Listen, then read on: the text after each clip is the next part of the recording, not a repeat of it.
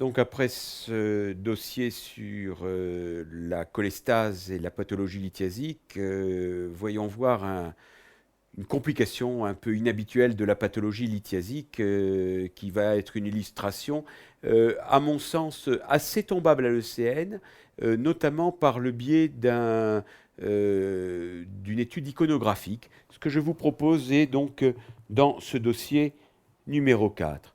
Il s'agissait donc d'une femme de 75 ans qui était adressée aux urgences pour un syndrome abdominal évoluant depuis quelques jours et qui était apparu à type de douleur intense, mal systématisée. Mal systématisée, ça veut dire qu'elles sont un peu partout dans l'abdomen, paroxystique, à type de crampe, accompagnée de vomissements et puis, depuis quelques heures, d'un arrêt des gaz.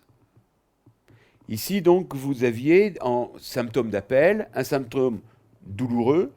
Ah, je suis mal placé. Voilà, je vais effacer, excusez-moi. Un syndrome douloureux.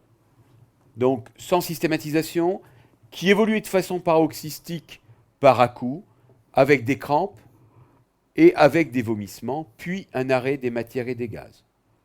Vous aviez donc un syndrome tout à fait typique, occlusif, d'allure par obstacle, puisque vous aviez les crampes, les douleurs qui les précédaient, et associé à ces douleurs, vous aviez des vomissements qui précédaient l'arrêt des matières et des gaz, donc qui évoquaient principalement un phénomène grélique. La patiente, dans ses antécédents, a une hypertension artérielle, bien équilibrée par du causar. Il y a un mois, la patiente rapporte des douleurs fébriles de l'hypocondre droit, avec un subictère transitoire. Je vous rappelle, ça ressemble à un tableau d'angiocolite à minima. Et comme nous avions vu tout à l'heure, la principale cause, c'est la lithiase. Rapidement améliorée par antalgiques et antibiotiques. La patiente prend en outre de l'ursolvant. Qu'est-ce que c'est ça l'ursolvant? Et du Temesta. Alors l'ursolvant, c'est de l'acide ursodésoxycholique. C'est de la bile d'ours. Les ours ne font pas de maladie lithiasique. Pourquoi? Parce que cet acide ursodésoxycholique ne sédimente pas dans l'eau et ne traîne pas de lithiase. Et c'est donc un traitement que l'on donne chez les patients qui ont des cholestases chroniques pour éviter la formation de lithiase intra-hépatique. De temps en temps, chez des patients que l'on ne veut pas opérer de la vésicule biliaire et qui ont des microlithiases, certains proposent l'acide désoxycholique pour faire fondre ces calculs. C'est pas vrai, ça ne marche pas. Vous ne devez pas l'utiliser dans cette indication. Mais il peut arriver que vous tombiez sur des patients qui en prennent avec cet espoir et malheureusement qui arrivent souvent avec des complications biliaires. La tension, le pouls, la température sont normaux à l'arrivée de la patiente. L'abdomen est douloureux et météorisé. Le toucher rectal est normal. Donc, météorisme abdominal qui vient s'associer au bilan que nous avions, aux examens, aux éléments cliniques en faveur du syndrome occlusif.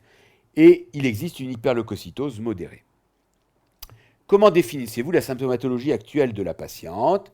Eh bien, comme je vous l'ai dit, il s'agit d'un syndrome occlusif, devant les douleurs, devant les vomissements, l'arrêt des matières.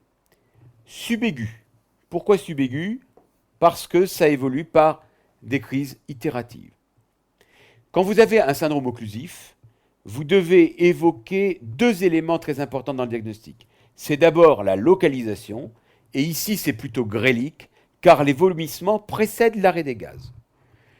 Et le mécanisme, c'est plutôt obstructif, à cause de l'installation progressive. Quand vous avez une obstruction qui soit intrinsèque ou extrinsèque, l'occlusion va s'installer progressivement, souvent par à-coups.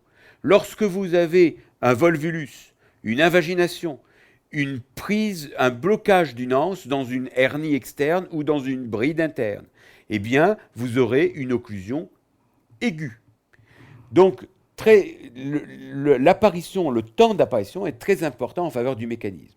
Enfin, quand vous avez un syndrome occlusif, bien évidemment vous avez la douleur, bien évidemment vous avez le météorisme, mais la question que vous devez vous poser, c'est les vomissements ont-ils précédé l'arrêt des matières et des gaz ou inversement? Si l'arrêt des matières et des gaz précède, la localisation de l'occlusion est plutôt basse et souvent colique. Si c'est l'inverse, l'occlusion est plutôt haute et principalement grélique.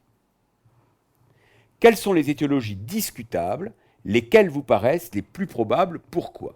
Alors, là, ici, j'ai envie de dire, on vous demande de rechercher les causes les plus probables, mais on doit discuter un petit peu toutes les causes de syndrome occlusif. Alors, quand vous avez un blocage sur un tuyau, globalement, vous devez raisonner toujours de la même façon.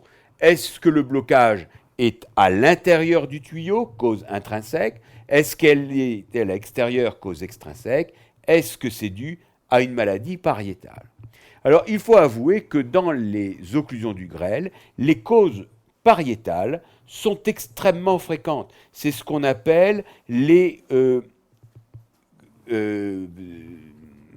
atteintes fonctionnelles du grêle, le plus souvent liées à une prise médicamenteuse ou dans le cadre de désordres métaboliques, troubles glycémiques, troubles calcémiques, troubles kaliémiques, mais également, on peut le voir également dans les dysthyroïdies. À côté de ces causes fonctionnelles, les causes que vous devez toujours rechercher dans une occlusion du grêle, c'est bien évidemment les causes extrinsèques et les causes dites mécaniques, à savoir le volvulus, la hernie interne, la hernie pariétale, et donc la palpation des aires inguinales est obligatoire à la recherche d'une hernie inguinale ou d'une hernie crurale, et une invagination qui est également possible, qui doit faire à ce moment-là rechercher une tumeur extrinsèque. L'invagination apparaît le plus souvent sur une tumeur qui sert un petit peu de point d'appui à l'invagination. Dans les causes extrinsèques, vous avez principalement l'inflammation péritonéale et la principale cause, c'est la carcinose péritonéale qui peut être parfois révélatrice d'une pathologie néoplasique sous-jacente, le plus souvent digestive chez l'homme ou ovarienne, puis digestive chez la femme. Dans les causes intrinsèques, ces causes sont assez rares dans le grêle, alors que dans le côlon, c'est l'inverse. Les causes intrinsèques sont beaucoup plus fréquentes. Vous avez les tumeurs avec le lymphome bien plus fréquent que l'adénocarcinome du grêle. Les tumeurs secondaires du grêle sont rares et elles sont dominées par les métastases des mélanomes. Vous avez les bézoars du grêle auxquels il faut penser. Et enfin, vous avez l'iléus biliaire qui, ici, va attirer notre attention. Quelles sont vos prescriptions thérapeutiques et de surveillance immédiate? Globalement, comment prenez-vous en charge ce syndrome occlusif chez une dame âgée? Eh bien évidemment, c'est une urgence. Bien évidemment, il faut l'hospitaliser en chirurgie digestive.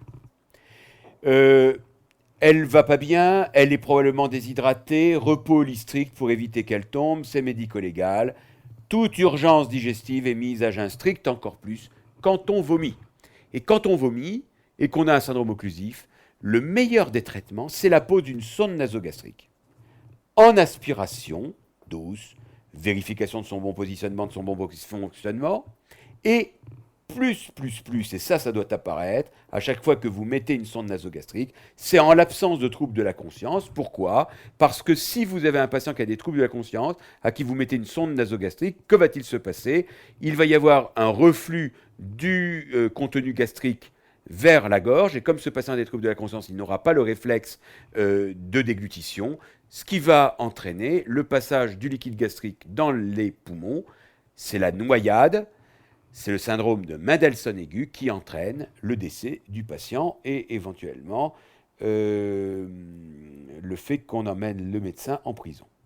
Donc vous avez deux bonnes raisons d'éviter de poser une sonde nasogastrique. Lorsqu'il y a des troubles de la conscience, il faut s'en rappeler. Bien évidemment, qui dit occlusion dit trouble de l'alimentation, donc dit trouble de l'hydratation, rééquilibration hydroélectrolytique, extrêmement importante, notamment chez un patient âgé. Enfin, troisième élément clé, l'antalgie, avec les mots-clés habituels EVA, OMS, en commençant par paracétamol, passe-fond en alternance, mais attention, les morphiniques qui bloquent bien évidemment le péristaltisme digestif, c'est pas un bon médicament pour lutter contre le péristaltisme et pour l'occlusion, mais c'est un bon médicament pour lutter contre la douleur, donc il faut savoir l'utiliser. Enfin, la surveillance, c'est les signes de pancarte, je n'y reviens pas ici, mais comme toujours, sachez hypertrophier cela, mais il y a un élément très important dans la surveillance, c'est le volume d'aspiration, car il faut que ce volume d'aspiration soit compensé par classiquement du sérum physiologique par demi-volume. Quels examens demandez-vous en urgence pour avancer dans votre diagnostic, c'est-à-dire quels sont les examens que vous allez faire pour essayer de comprendre l'étiologie du diagnostic. Si on vous avait demandé une question uniquement au singulier, je crois qu'il n'y a pas de problème, vous devez répondre que devant un syndrome occlusif aigu, mais j'ai presque envie de dire devant tout syndrome digestif aigu, devant tout abdomen chirurgical aigu arrivant aux urgences, l'examen clé que vous devez demander en première intention, c'est un scanner abdominal en urgence. Pourquoi ? Parce que ce scanner abdominal en urgence va permettre de retrouver des signes en faveur de l'occlusion du grêle, avec une dilatation du grêle, avec la présence de niveaux hydroaériques, avec l'absence d'orientation vers le côlon, avec l'absence d'éléments en faveur d'une irritation péritonéale ou d'un pneumopéritoine, mais surtout, ça va permettre de localiser en zone grêle plat, grêle dilaté, la zone de l'occlusion et d'orienter le diagnostic étiologique, absédation, épaississement digestif, lésion métastatique, lésion infectieuse, adénopathie, épaississement péritonéal et globalement, à la fin du scanner, non seulement vous avez le diagnostic de l'occlusion, mais vous avez surtout l'orientation vers l'étiologie. L'ASP, deuxième examen, face debout couché avec une radio centrée sur les coupoles, bien évidemment, cet examen reste l'examen que l'on demande toujours en première intention devant un syndrome occlusif. Mais j'insiste encore une fois, si on vous demande un seul examen, demandez le scanner. Parce que l'ASP, ça affirme le diagnostic, ça montre la dilatation du grêle, ça montre les niveaux hydroaériques plus larges que hauts, ça montre le côlon plat, donc ça vous dit c'est bien une occlusion du grêle, ça montre qu'il n'y a pas de grisaille diffuse, ça montre qu'il n'y a pas de pneumopéritoine, mais vous n'aurez aucune orientation sur l'étiologie ou sur les éléments de gravité morphologique de cette atteinte. Notamment, vous n'aurez pas d'éléments qui vous laissent penser à une souffrance du grêle devant un aspect sensible de certaines anses, etc., que vous voyez au scanner. Donc, un examen, c'est le scanner, et je crois que ça sera le cas dans toutes les urgences abdominales aiguës ou tous les ventres chirurgicaux, comme on dit. L'ASP, ça reste historiquement le premier examen, c'est celui que vous demanderez en pratique, mais à l'ECN, pensez bien au scanner.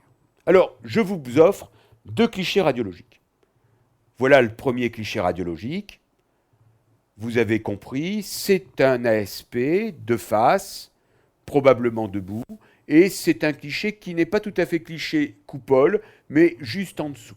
Qu'est-ce que vous voyez ? Le rachis, pensez bien à regarder qu'il n'y ait pas une lésion métastatique rachidienne.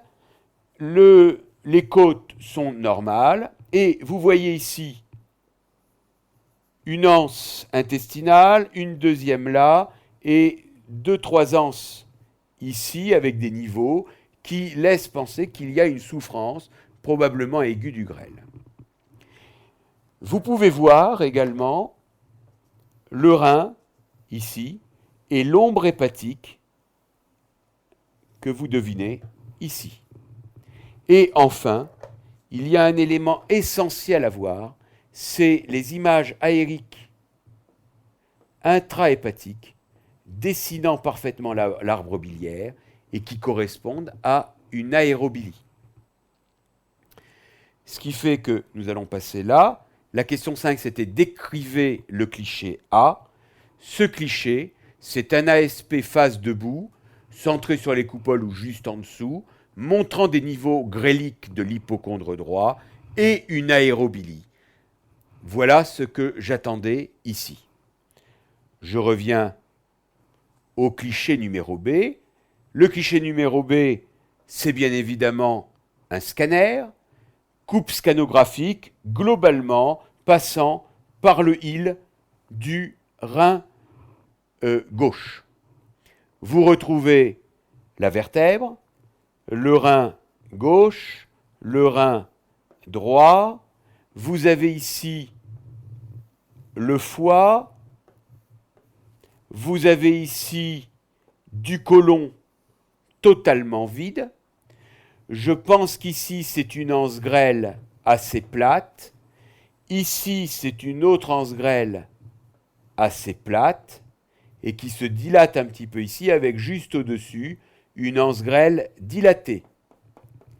Et en plein milieu, ici, vous avez une image de tonalité calcique concentrique. Vous noterez tout de même que ce cliché, c'est un cliché scanographique transversal avec une aorte non injectée mais calcifiée. C'est une patiente de 75 ans, on n'est pas trop étonné de cet aspect. Donc, décrivez le cliché B. Question numéro 6. C'est une coupe scanographique transversale, sans injection, passant par le île du rein gauche, avec une dilatation grélique d'Almont, un grêle plat en aval, d'une image intralaminale calcifiée en couche concentrique. Eh bien, quand vous avez ce syndrome occlusif d'apparition récente, progressive, du grêle, avec les images que vous avez, à savoir l'association d'une aérobilie et d'une image calcifiée bloquée dans le grêle, dans un contexte d'un épisode rapporté le mois précédent, question 7, comment l'expliquez-vous?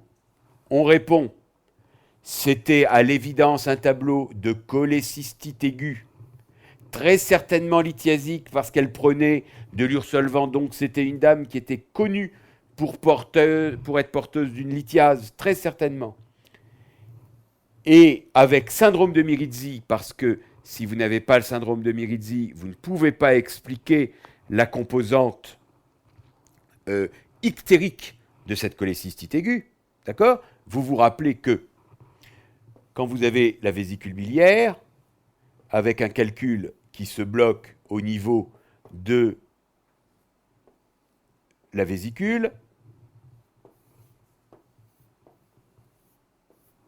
le plus souvent, la vésicule biliaire va souffrir, va s'épaissir, va se contracter, va faire mal. C'est ce qu'on appelle la cholécystite aiguë. Il n'y a pas d'ictère. Deuxième élément, si on laisse un peu traîner, ça va se surinfecter et nous sommes face à un tableau après la colique hépatique, de véritable cholécystite aiguë qui explique la fièvre et la douleur, mais toujours pas d'ictère. À partir de là, les complications. Première complication, le calcul part et va se bloquer dans la voie biliaire principale. Ça va donner douleur, fièvre, ictère, de l'angiocolite aiguë. Deuxième possibilité, le calcul part mais s'en va. Passe le sphincter d'Oddi. En passant le sphincter d'Oddi, il a donné éventuellement des douleurs et un petit ictère, le plus souvent simplement un syndrome de cytolyse. C'est ce qu'on appelle l'épisode migratoire lithiasique simple. Quelquefois, il se bloque suffisamment de temps au niveau de l'Oddi pour entraîner une surpression dans le virsung, mais pas dans le cholédoque, ça entraîne une pancréatite aiguë lithiasique. Voilà les principaux tableaux. Dans certains cas où le calcul de la vésicule biliaire entraîne l'inflammation de cette vésicule et que le cystique est très court et plutôt postérieur, il va y avoir une compression par la cholécystite aiguë sur le cholédoque et cette compression va expliquer un ictère, va expliquer un tableau pseudo-angiocolytique que l'on appelle le syndrome de Mirizzi et qui, chez cette patiente, expliquait a posteriori le tableau qu'elle a présenté. Donc, ici, on l'avait vu dans le dossier numéro 3, un des diagnostics différentiels de l'angiocolite aiguë, c'est le syndrome de Mirizzi. Ça donne un tableau pseudo-angiocolytique avec de la fièvre, avec des douleurs, avec un petit ictère, mais c'est dû à une cholécystite aiguë lithiasique chez quelqu'un qui est effectivement porteur de lithiase. Donc, nous avons tous les éléments à notre disposition pour faire le diagnostic. Il y a une patiente qui a une lithiase, qui a fait récemment un épisode de cholécystite aiguë relativement sévère, qui présente un tableau d'occlusion du grêle sur obstacle d'installation très progressive, avec à l'ASP une aérobilie, donc ça veut dire qu'il y a de l'air qui est passé dans la bile, donc il y a bien une communication entre la vésicule biliaire et le tube digestif, et avec une image calcifiée, bloquée à la jonction grêle épaissi, grêle dilaté, grêle plat, au niveau du tube digestif sur le scanner, qui évoque une lithiase calcifiée, eh bien, cette patiente a fait un iléus biliaire tout à fait typique, et vous avez compris, vous avez eu tous les éléments pour arriver à ce diagnostic. Complications rares, diagnostic rare, histoire assez amusante, dont on se souvient, mais est-ce que c'est tombé à balle de Seine? Mais pourquoi pas, puisque vous avez tous les éléments. Vous devez réfléchir à l'occlusion, vous devez réfléchir à la pathologie biliaire, il y a de la discussion iconographique, c'est médico-chirurgical, c'est donc un dossier parfaitement transversal, et vous avez tous les éléments de la réflexion pour arriver à un diagnostic que vous devez connaître, puisqu'il s'agit d'un diagnostic différentiel de pathologie biliaire et de complications de la pathologie biliaire. À partir de là, 2 questions un petit peu spécifiques de l'iléus biliaire. Comment complétez-vous votre bilan? Eh bien, c'est pas difficile. Nous avons un syndrome occlusif et un processus biliaire. Nous allons nous orienter vers un traitement chirurgical. Donc, bien évidemment, le groupe Rhésus préparatoire, la numération plaquette, le TPTCA pour rechercher un trouble de l'hémostase, le ionosant, l'urélacréate, la calcémie, la glycémie pour équilibrer les choses. Il s'agit d'une pathologie biliaire, donc bilan hépatique avec le bilan de cytolyse azatalate, le bilan de cholestase à rechercher, et bien évidemment, demander une lipasémie à la recherche d'une complication pancréatitique associée. Ça n'est pas tout. Vous êtes face à un tableau qui est un tableau fébrile, donc demandez bien des hémocultures systématiques, puisque la prise en charge thérapeutique et éventuellement l'antibiothérapie devra être adaptée. RPECG préopératoire, avis anesthésiologique ne pas oublier, score ASA, et bien évidemment, réunion et discussion avec l'équipe chirurgicale. Quel traitement proposez-vous?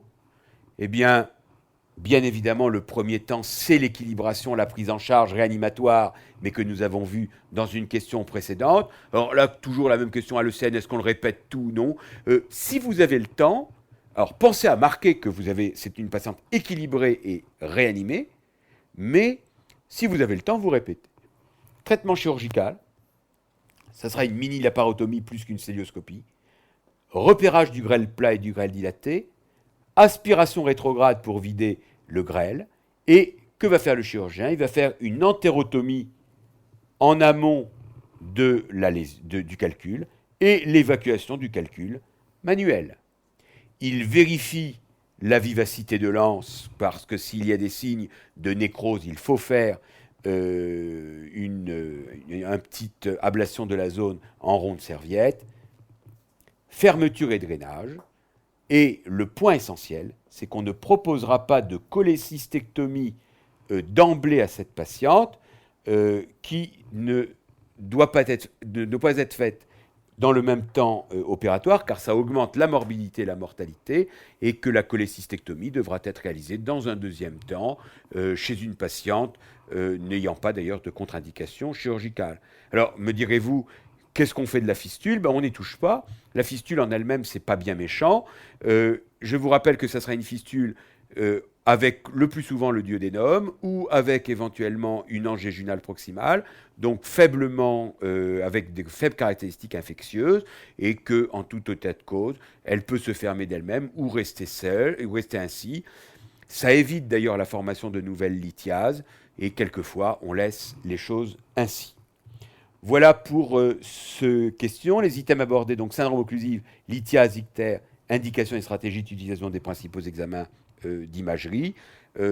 À mon sens, un dossier un peu particulier, mais probablement tombable, et donc je crois qu'il est utile d'en avoir vu un.